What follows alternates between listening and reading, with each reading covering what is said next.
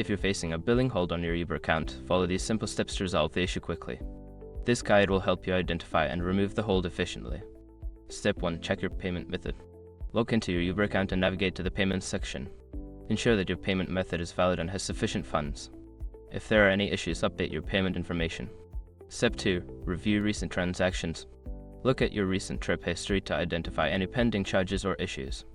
If you notice any discrepancies, take note of them as they may need to be addressed.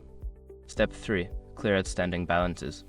If you have any outstanding balances, pay them off immediately.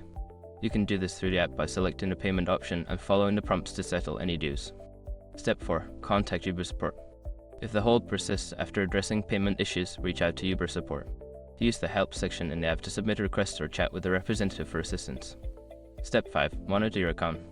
After following the above steps, keep an eye on your account for any updates. The hold should be lifted shortly, but if it remains, follow up with support for further resolution. By following these steps, you should be able to remove any billing holds on your Uber account quickly. If issues continue, don't hesitate to seek further assistance from Uber's customer service.